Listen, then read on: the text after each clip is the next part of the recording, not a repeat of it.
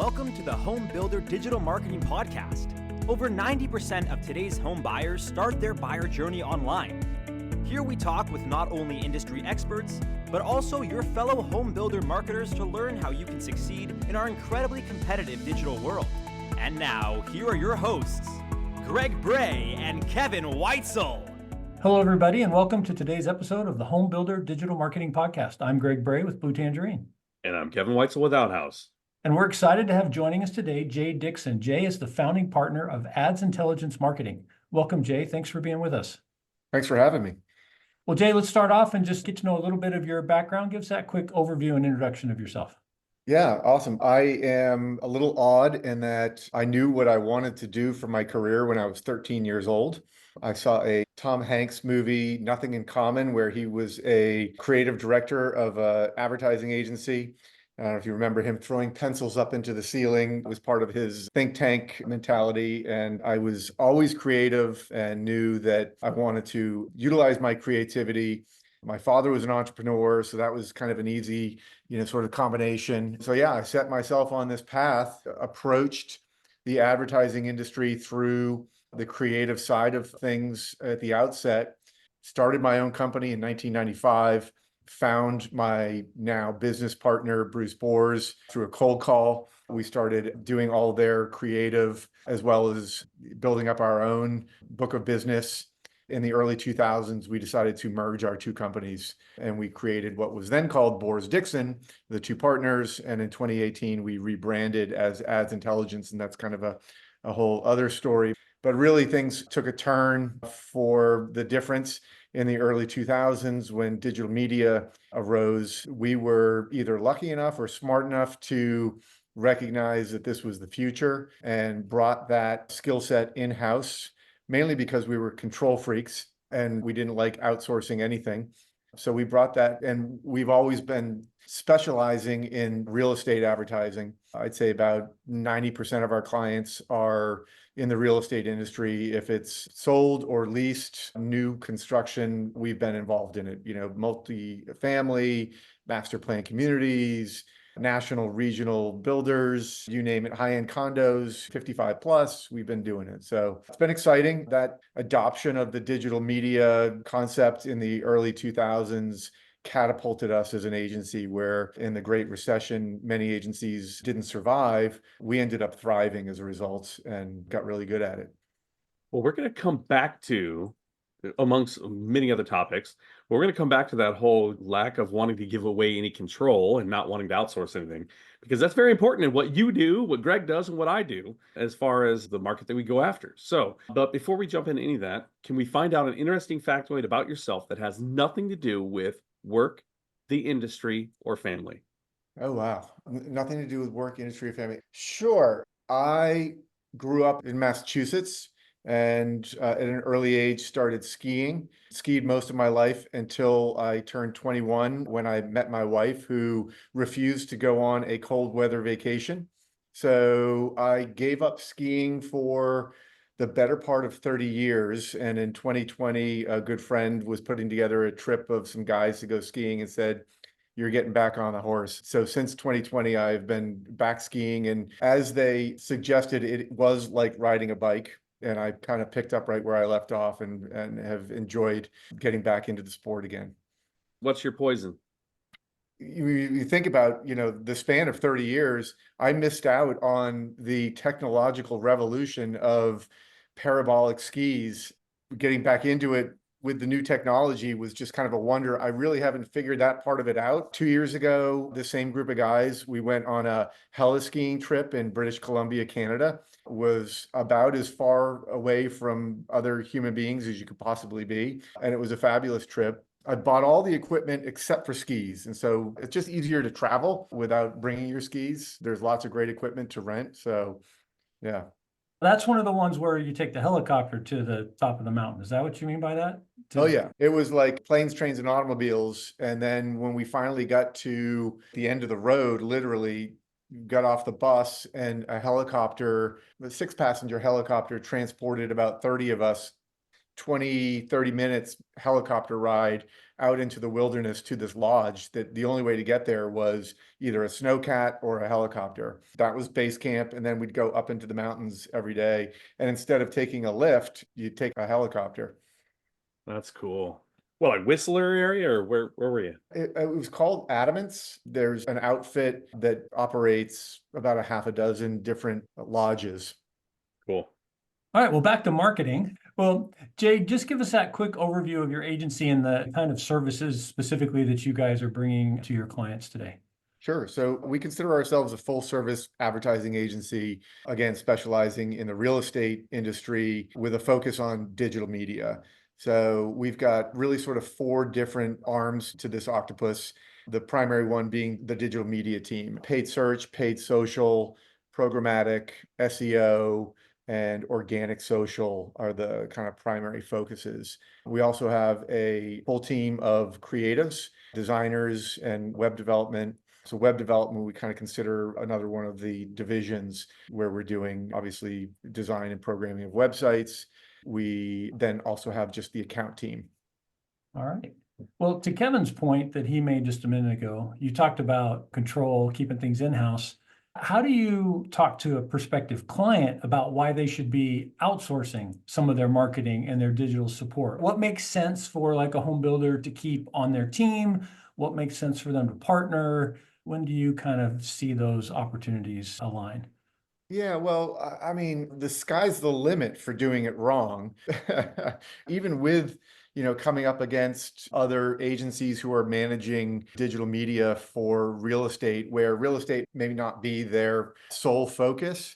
And so they tend to do things in a bucket that, is sort of a one size fits all. So you get a little bit of that, but more so, I think outsourcing enables you to get a team of people for essentially the cost of maybe one and a half in-house people. So, and a lot of times individuals tend to specialize. You might have a Meta business ad manager who specializes just in Meta, or Google ad specialist, or an organic social media person, as opposed to having a full team of people for the price of 1 to 1.5 individuals in-house. You get a full team of people when you're outsourcing who are industry experts, right? And that's one of the things that, as you guys know, especially when it comes to real estate, we speak their language. We understand the acronyms and the nuances of sales cycles and where their pains are typically focused, and have ideas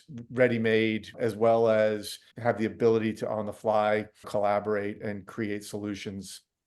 Wait a minute. So you're going to sit there and tell me that a director of land development isn't as good as your team at possibly buying ads on Google, or, setting things up for Meta, or building a website?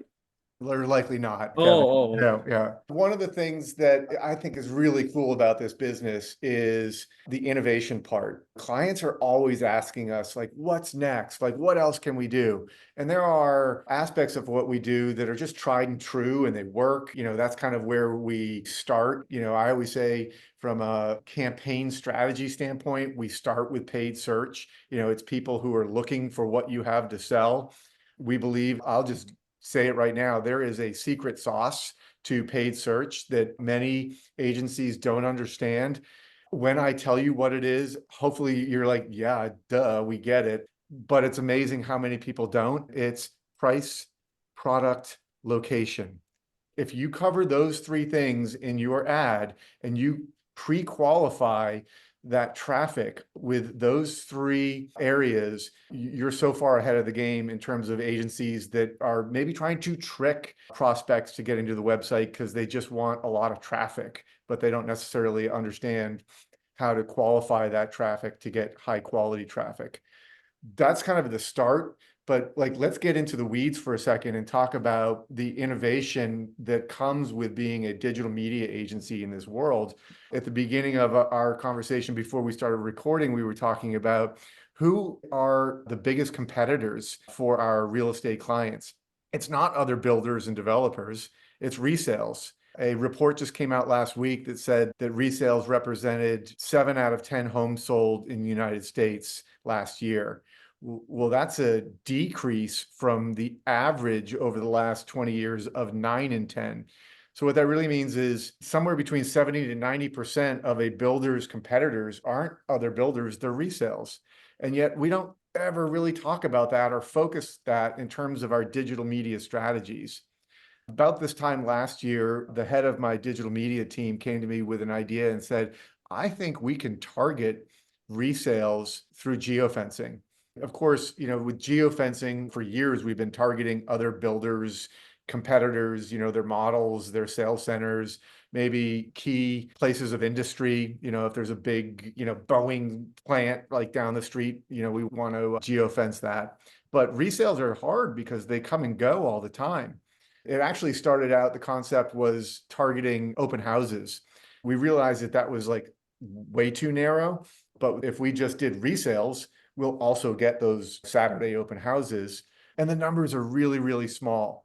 But the technology is really, really cool in terms of our ability to hyper target people who are physically touring your biggest competitor. Now, in any given week, it might be 2 to 5 people who are walking through there, but those 2 to 5 people are looking for something that is nearby in your location. We only target within a specific price range, so we're not diluting things that way. And product-wise, we can target either single families or townhomes or multifamily. So it's an incredibly precise tool, but it's also very small. So, but it's innovative, right? And it's not something that anybody else that we know of is doing it. We created a systematic approach to be able to make it really easy. The honest truth of it is it's just a hook, right? It's something that's kind of cool. Builders are like, wow, you can do that. And we're like, well, yeah, we can do that. And we can do, all these other great things. So it's just a great way for us to introduce ourselves to prospective clients who understand how cool that is, that we can target that precisely. So Jay, you made a comment there about quality versus quantity of traffic. And you're making the example using the geofencing, which is really cool technology to really narrow your focus, right? And it's more about not necessarily getting thousands, but getting the right 2 in there. As you try to measure that for builders, what are some of the things that you focus on as you're trying to say, are we getting just raw numbers? Or are we getting quality? How do you guys try to drill down deeper into that and see the quality measure of the traffic? Yeah, that's a great question, right? It's been really hard. Oftentimes when you're sitting across the table from a CFO or CEO and they want you to substantiate the value of the investment they're making, right? How do you know that it's good quality? For most of my career, for the past 20 plus years, the answer has been, it's a numbers game. The more traffic we get to the website, the more leads we'll get on the website. And the more leads you get, the more on-site traffic and sales. To say that is kind of like, wah, wah, like, okay, that's the best you can do, is it's a numbers game. And forever, that's the answer, because all we can see through the tools that we have available to us, whether it's within platform and Google Ads, Meta Business Tools, Google Analytics, the web traffic and so forth, is our job for years has been to lead the horse to water. There's a disconnect between what happens online versus what's happening on site and those offline conversions. And one of the sort of dirty little secrets about digital media that I'm happy to share with the audience here is only about 20 to 25% of all sales originated as an online lead. We're all consumers and none of us want to be sold anything. So we're very reticent to fill out that form and submit that information and be inundated with sales calls and pestered. We want to buy on our own terms. We want to control that scenario. 100% of your sales touch the website at some point. We just know that, right? Whether it was the first contact or somewhere along the way, they touched the website. But 75 to 80% of your sales never filled out a form, never made a phone call that we can track. So we're optimizing our campaigns based on a small fraction of the overall information. Does that make sense? Absolutely. And it's a great reminder too, because sometimes there's this idea of, well, should I invest in a website because I'm not getting any website leads or I'm not getting very many? And yet everybody is interacting online, even if that's not the way that they finally connect with you, whether it's a call or a drive-in or whatever, they're still interacting online. It's still influencing them, and a poor quality experience there that doesn't have all the engagement tools and everything else is going to send them somewhere else if you're not careful. And to your point, it still is a numbers game, but in a different capacity. If you're going to be bringing horses to water, bring the thirsty horses to water. Horses that just stand around and just want to chill aren't going to be customers for your water. The ones that are running around are the ones that are customers for your water. In the retail world, it's door swings. So yeah, sure, we had X number of door swings, but that based on the number of door swings, that you'll have X number of people that will ask questions about the product. You'll have X number of people, even smaller percentage that is, that will ask, what the pricing is, and then another smaller percentage that want to know how to get financed. And then that final fraction is those that are willing to buy, that do buy. So yeah, it's the question of getting those thirsty horses. Wouldn't our advertising strategies be better optimized if we were optimizing to the sale versus just the online form fill? Like I said, 20 plus years of my career, all we've had available to us, other than conversations with the frontline salespeople and getting the anecdotal information about their buyers and how they found us, when we all know that buyers are liars and they're going to tell you they just drove by and saw the sign. We really only have information on a small fraction of them. But imagine if we could optimize our campaigns, not to just traffic and not to just leads, but all the way through to sales and revenue. Thanks to the AI revolution, or just the time has come, and thanks to, in part, Google Analytics 4 and their absolute failure in the name of privacy and the cookie apocalypse that they've punted on, there are emerging analytics technologies that today enable us to see the complete journey, and not just the complete journey from a keyword all the way through to a sale, but the offline conversions. So they have the ability, and without getting too technical for this crowd, they have the ability to, let's say that 80% of the sales that originate on site at some point saw the website, touched the website, saw some form of propaganda advertising that convinced them to go to the website in the first place, but we have no visibility on that previously. They go on site, they fill out a registration card, and now they're in the builder CRM. When they hit the CRM, this advanced analytics technology has the ability to look backwards and see that customer's journey throughout their web experience. We're never going to get 100%, but we're going to get closer to 80 to 90% of all sales and revenue will be able to see their full journey. There's two specific benefits to this technology. Number one, it's first-party data, so it's not being filtered through the Google machine. It's the builder's website traffic without any filtration.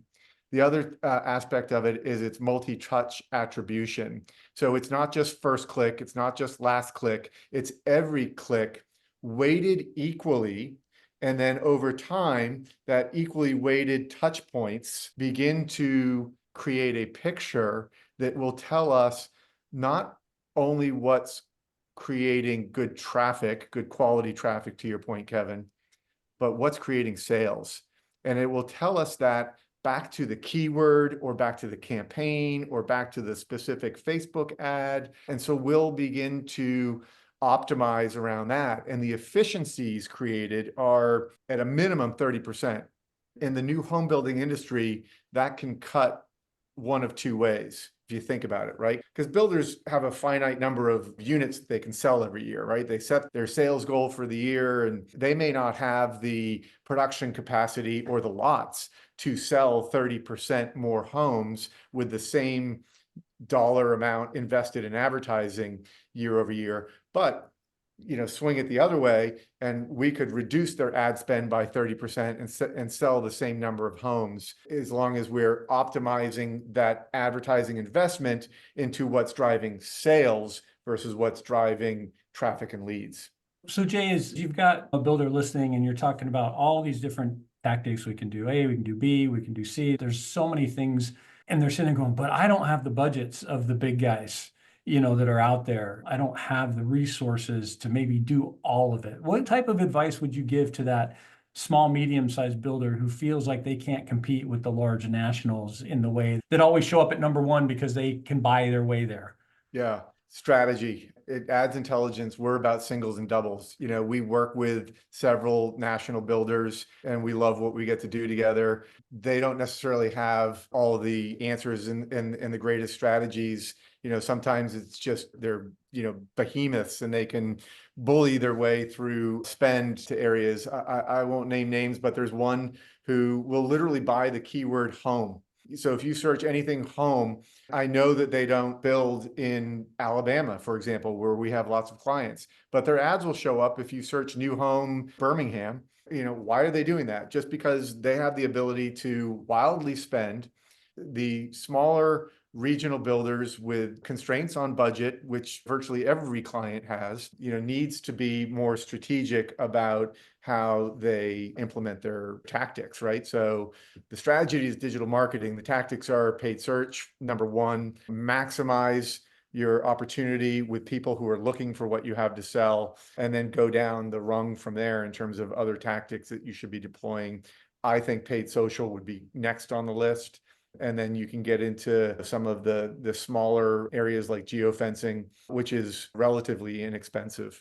We work with more small builders and developers than we do larger, obviously, it's just the nature of things, but they get more than their fair share.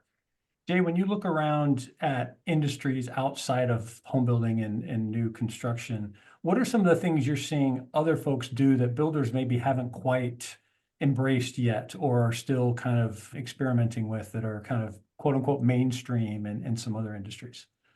We always get this challenge with a lot of our clients about well, why aren't we doing this or that? It's because you're not Coke or McDonald's, and they get enamored with, again, what's next? What else is out there? Just because it's happening doesn't mean that you should be doing it, especially when you may not have budget to maximize the tools that are going to be the most effective for what you do.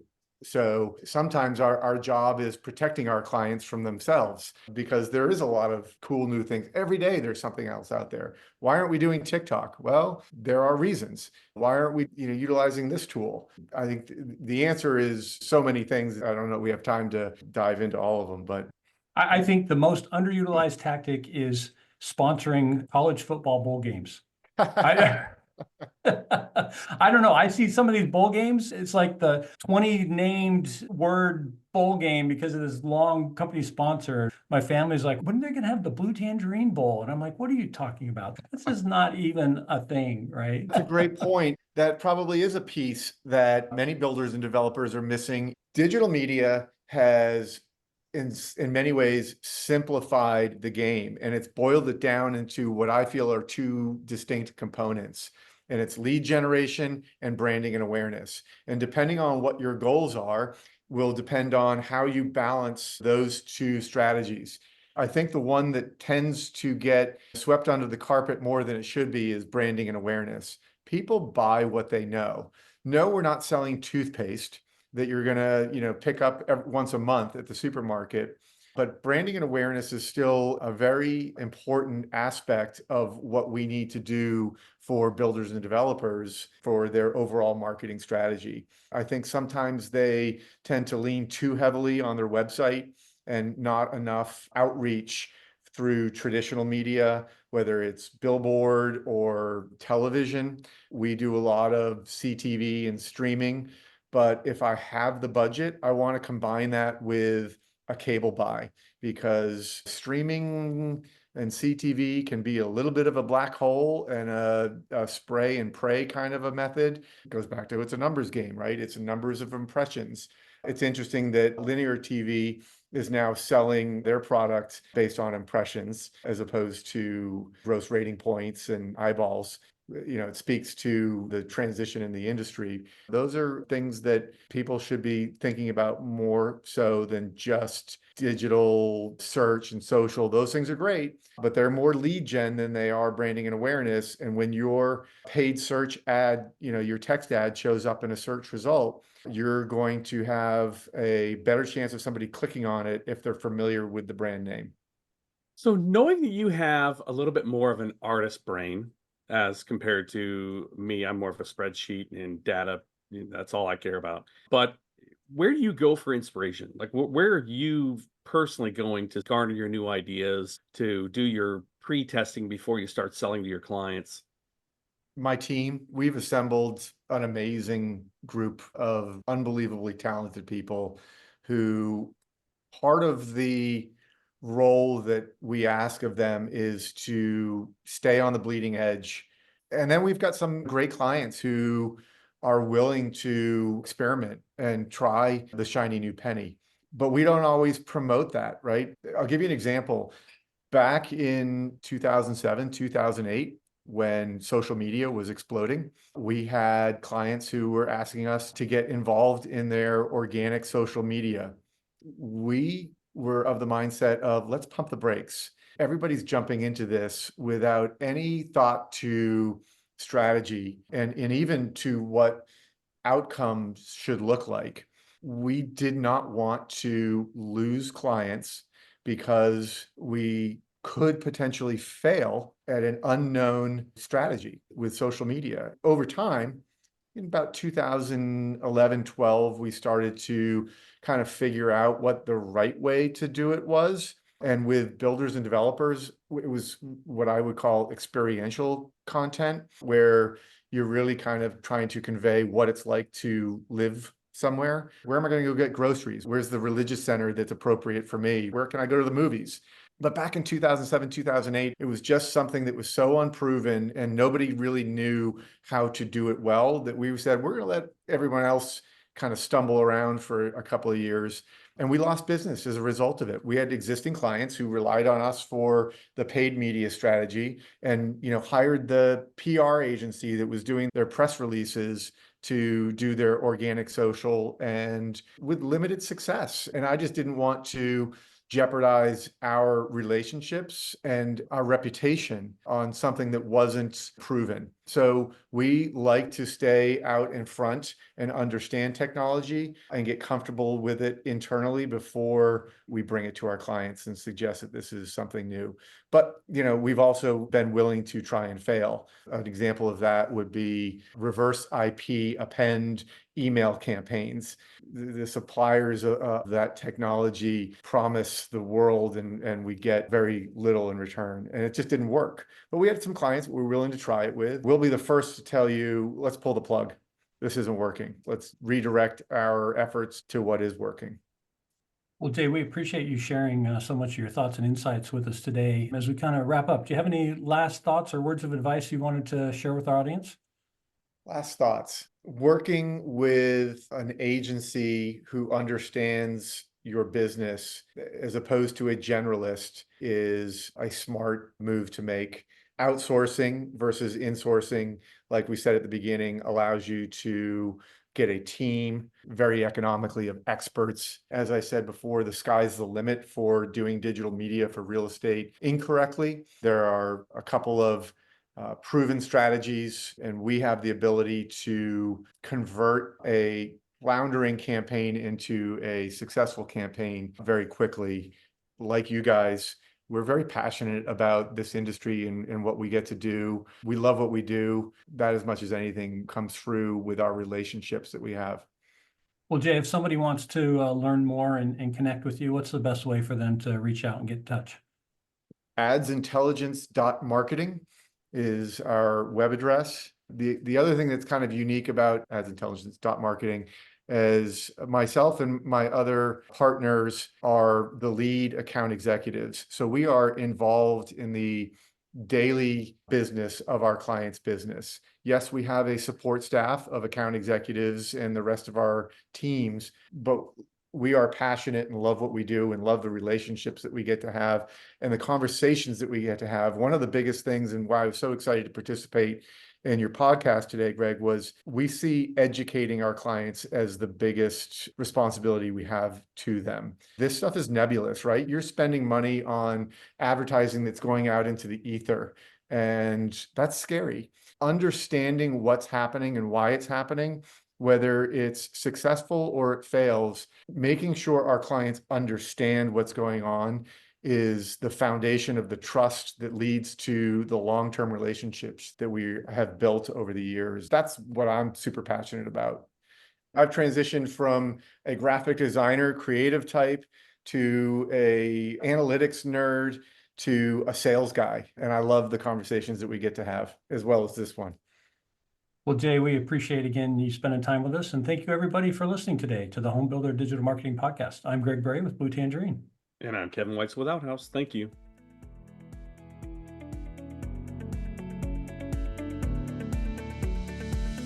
Thank you for listening. To learn more about how Blue Tangerine and Outhouse can help you generate more qualified home buyer leads, visit bluetangerine.com and outhouse.net. If you've enjoyed our show today, please tell a friend, leave us a review, and subscribe on your favorite podcast platform. Be sure to join us again on the Home Builder Digital Marketing Podcast.